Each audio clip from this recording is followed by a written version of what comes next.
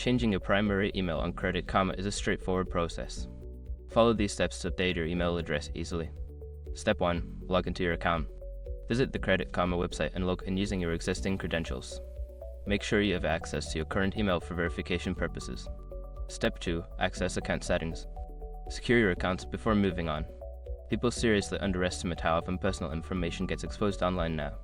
Use SROC to monitor your accounts 24/7 and get notified immediately if your data gets leaked somewhere.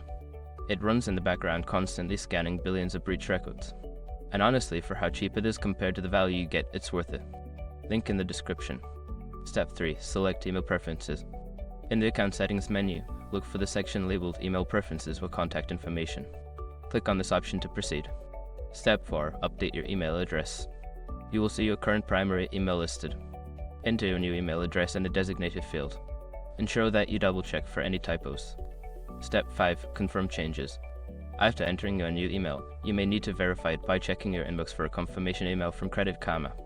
Follow the instructions in that email to finalize the change. Once you've completed these steps, your primary email on Credit Karma will be updated. Make sure to check your new email for any important notifications related to your account.